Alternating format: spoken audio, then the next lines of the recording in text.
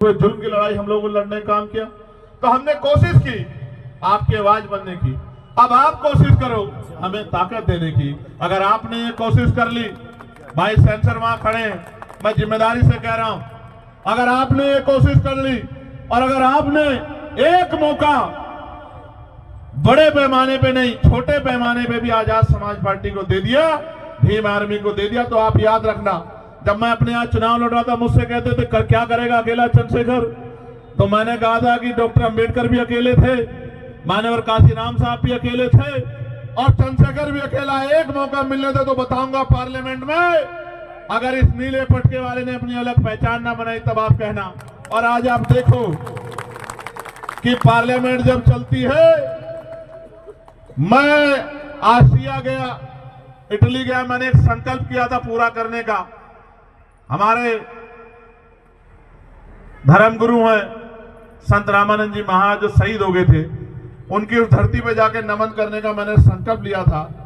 मैं वहां गया, वहां की बहनों माओ से मिला, सोच रहा था क्या जानती होंगी मुझे, तो बोलती है कि भाई हम अपने फोन में संसद टीवी देखते रहते हैं कि कब हमारा भाई पार्लियामेंट में हमारे लिए बोलेगा। आप ये बताओ, आप भी सुनते होंगे और बहुत सारे लोग तो ये कहते हैं कि हमने पार्लियामेंट टीवी को इसीलिए यूट्यूब पे सब्सक्राइब किया कि हमारा भाई वहां बोलता है, हम उसको सुनते हैं।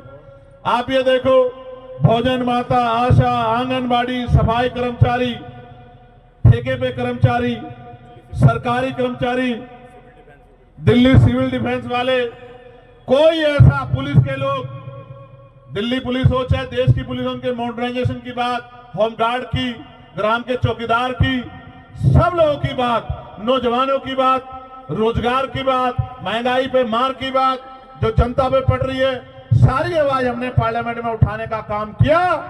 और आज ये हालत है कि कल तक कोई जो जय भीम नहीं बोलता था, इस अब मैं पार्लियामेंट में जाता हूं तो ऐसा लगता है सारे जय भीम वाले हो गए, इधर वाले भी और इधर वाले भी। एक दिन तो मैं गया, अभी एक विवाद हुआ, तो मैं गया तो वहां के कर्मचारी आए मेरे पास, महेंद्र बेटा कुछ लिख रहा था, बोले आज तो आपकी पार्टी के बहुत सारे सांसद आए हैं। तो मैंने कहा कि यार अभी तो चुनाव भी नहीं हुआ, सांसद कहां से बन गए बहुत सारे। तो बोले बहुत सारे लोग नीला पटका पहन के घूम रहे हैं। तो मैंने कहा नीला पटका पहन के तो बहुत लोग आएंगे, जय भीम का नारा भी बहुत लोग लगाएंगे, लेकिन जब आपको जरूरत होगी और आपकी तरफ आंख उठेगी और आपके अधिकारों पे हमला होगा, तो सिर्फ भीम आर्मी और आजाद समाज पार्टी आएगा। वही असली नीले वाला है, वही असली नीले को आगे बढ़ाने वाला है। तो मैं बस आपसे कहना चाहता हूं, अब तक आपने सबको मौका दिया, सबका हाथ पकड़ा, सबको आगे बढ़ाया, सबकी आवाज आप बने, सब पे भरोसा किया। एक मौका आपको हमारे इन काम करने वाले साथियों को भी देना चाहिए। और अगर आपने एक मौका इनको दे दिया, मैं आपको लिख के देता हूं कि ना फिर आपको किसी और झंडे की जरूरत पड़ेगी, ना डंडे की जरूरत पड़ेगी, ना नेता की जरूरत पड़ेगी, क्योंकि नेता मां के पेट से जन्म नहीं लेते, नेता संघर्ष से पैदा होते हैं। और भीम आर्मी ने संघर्ष करके नेता तैयार किए हैं, जिनको कल तक नकारा जाता था, आज उनको बड़े बड़े नेता फोन करके कहते हैं कि हम पे अपना आशीर्वाद बना के रखना। मैं बस आपसे कहना चाहता हूं, अच्छी बात यह है कि मेरे लोकसभा क्षेत्र के भी बहुत सारे लोग जो नगीना छोड़ के आ गए, वो भी मुझे रास्ते में मिले, वो भी यहाँ रहते हैं। अब उन पे तो मुझे भरोसा है कि वो मेरा साथ छोड़ ही नहीं सकते। मैं यहाँ से नगीना के साथियों का भी धन्यवाद देता हूं। और मैं आपसे ये भी कहना चाहता हूं बहुत जिम्मेदारी के साथ कि सड़कों की लड़ाई हम लड़ते रहेंगे। इसका उदाहरण ये है कि 1 तारीख को हम भीमा कोरेगांव गए, 2 तारीख को परभनी में जो हिंसा हुई उन हिंसा के परिवारों से मिले, 3 तारीख को बागपत में जो जुल्म हुआ, जिस बच्चे ने पार्लियामेंट के सामने आके सुसाइड कर लिया क्योंकि उसको न्याय नहीं मिल रहा था, वहां की भाजपा सरकार कहती है हम सबके साथ सबके विकास की बात करते हैं, लेकिन जब हमारे लोगों पे जुल्म होता है तो विकास भी गायब हो जाता है और सबका साथ भी खत्म हो जाता है। उनको न्याय नहीं मिलता। 3-3 साल पार्लियामेंट के सामने आके उस बच्चे ने अपने आप को आग लगा ली और 70% जल गया और अस्पताल में उसने दम तोड़ दिया। आखिरी लाइन उसकी ये थी कि मेरा भाई मुझको न्याय दिलाएगा। तकलीफ होती है, दर्द होता है कि उतनी शक्ति नहीं है, लेकिन मैं आपसे कह रहा हूं, अभी मैं परभनी गया, वहां सोमनाथ सूर्यवंशी की पीट पीट के पुलिस ने हत्या कर दी और उसके गम में हमारे एक नेता वोकाड़े साहब उस दुनिया में नहीं रहे।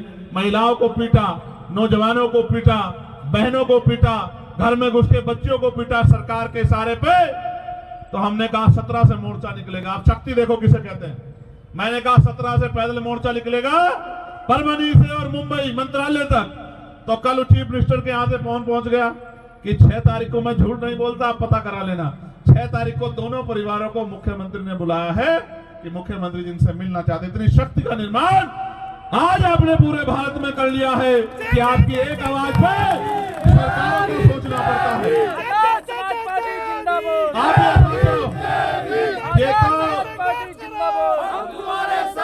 ये तो तब है जब अभी संवैधानिक शक्ति उस पैमाने पे नहीं है। आप ये सोचो जिस दिन संवैधानिक शक्ति होगी। और उत्तर प्रदेश में तो मैं चैलेंज करके कहता हूं, जिस तरह की मेहनत उत्तर प्रदेश के साथी कर रहे हैं, 27 के चुनाव में हम वहां की सत्ता आपके चरणों में लाके रख देंगे। इस बात का भी मैं आपको विश्वास दिलाता हूं।